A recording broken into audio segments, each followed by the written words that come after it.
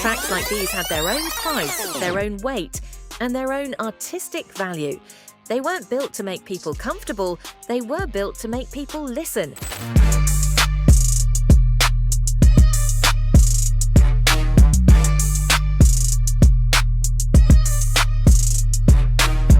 Let's kick it off with the big troublemaker, the Police. Police coming straight from the underground. A young nigga got it bad 'cause I'm brown. This track wasn't just loud, it was nuclear. Before this drop, people already complained that N.W.A. songs like Gangsta Gangsta were violent and reckless. But fuck that Police.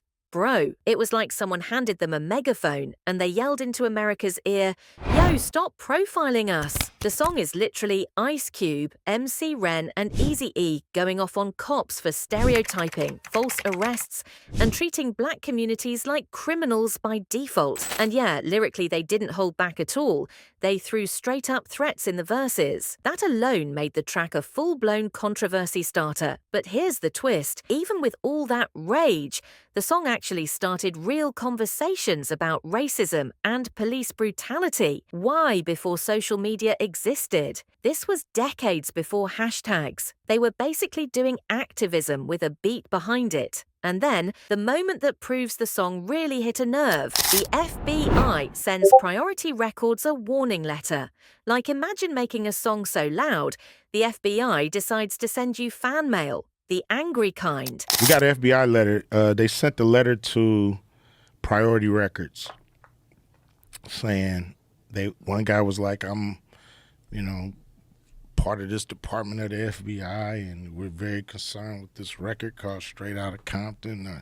You guys got a song on there called Fuck the Police, and we think this song could encourage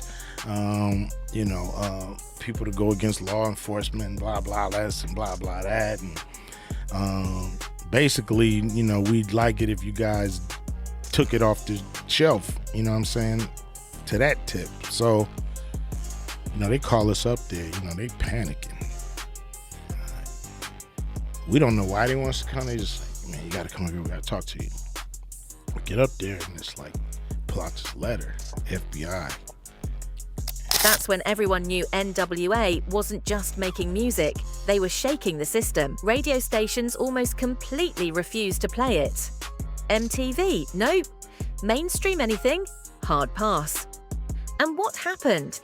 Sales skyrocketed. People were like, wait, what's this band song? I want to hear that. It was when MTV banned the video. What was it? Which video was it? Straight Outta Compton. Yeah. They wouldn't play it. And they banned it. And we young, we in our teen, we still teenagers, so we don't understand how much publicity, how much that actually makes people want it. For sure. You know what I mean? Deplatforming anything just draws so much attention to it.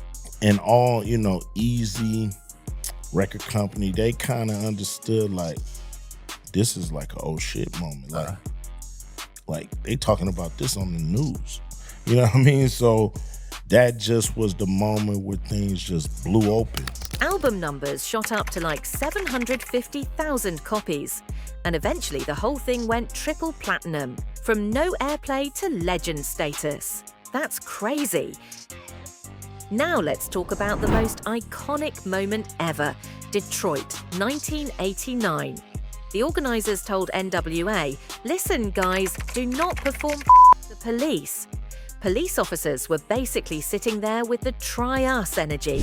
N.W.A were like, okay, sure, whatever. But of course, that didn't last. Right before the end of the show, something pissed them off. Maybe the way the cops were acting, maybe just the vibe. And suddenly Dre hits the beat. Cube jumps in, the crowd explodes, and the place turns into a riot of people screaming the chorus.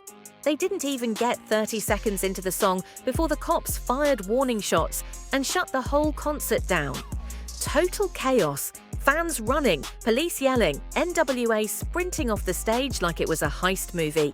And yep, they put that moment in the Straight Outta Compton biopic because it was just too legendary not to include. But while the whole outside world was losing its mind, drama was also brewing inside the group. Yeah, they hated us. We was on stage one time in Detroit in '89, and we had a song called "Fuck the Police." You know, that was the song. Hold it, so the police didn't like that song? No, they didn't.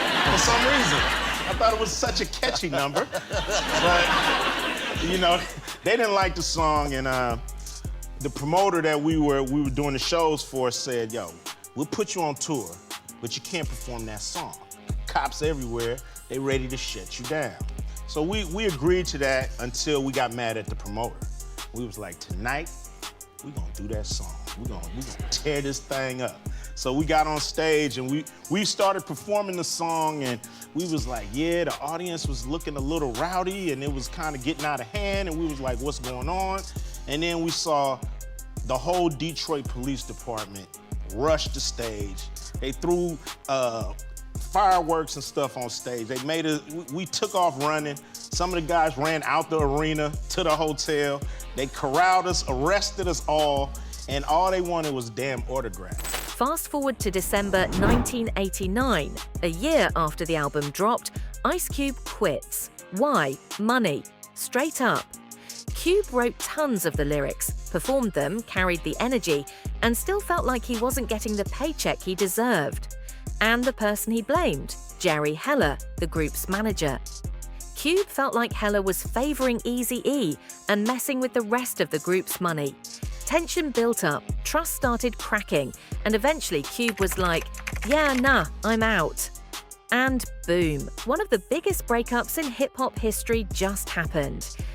So after all the drama with Ice Cube, N.W.A. basically loses their main writer. But Ice Cube wasn't out here crying about it. He bounced and immediately dropped one of the coldest solo debut albums ever, America's Most Wanted. And bro, that album went off, chart-topping tracks, crazy storytelling, and Cube proving to everyone, yeah, I don't need y'all, I'm good on my own. Meanwhile, N.W.A. tried to keep moving. They released 2 new projects, the 100 Miles and Runnin', a EP, and another full project after that. Stop me, I don't give a damn. Chances are usually not good, 'cause I'm first with my hands on a hot hood. Musically, the production leveled up big time. Dre was going nuts with the beats, DJ Yella was in his bag. But they were missing one thing, Cube's pen. Even DJ Yella once said, yeah, the new stuff sounds cleaner, but man, it would have been fire if Cube was still with us. And honestly, he wasn't wrong, but instead of focusing on the music, N.W.A. started using their releases to diss Cube.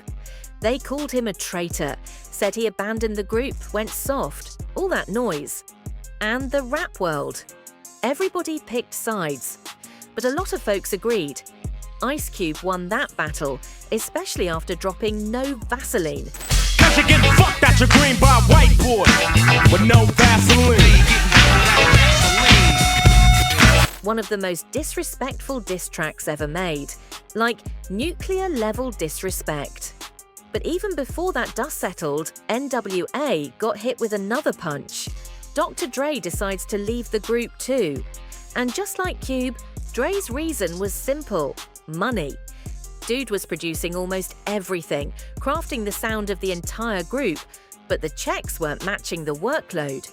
His homie, the DOC, another West Coast legend, told him, bro, if you want to make your own label, I got you. We can get the funding. You don't need to stay trapped. Through the DOC, Dre gets introduced to Suge Knight. And the moment Suge sees Dre's contract with Ruthless Records, he's like, bruh, this is the worst contract I've ever seen, and it kinda was. Artists were only getting 2%. 2%. No wonder Cube dipped. No wonder Dre was done. Dre and Suge head to Ruthless to officially cut ties. Dre wants to talk to Eazy man to man since they started Ruthless together. But weirdly, Dre doesn't show up to the meeting. Suge goes alone. Here's where things go full mafia movie. According to people who were there, Suge basically pressured Eazy-E to sign termination papers for Dre. Some say Suge pulled up with guys holding baseball bats. Eazy himself said Suge threatened people close to him. So yeah, super messy. Eazy eventually signs the papers, but he's not letting it slide. He hits Suge with a RICO lawsuit, the same law they use on the mob. It was the first time RICO was used in the music industry. That's how insane the situation was. Suge tried to destroy my record company with the help of others, Dre. So right now we're getting everything back together and we finna come out, you know, fully loaded.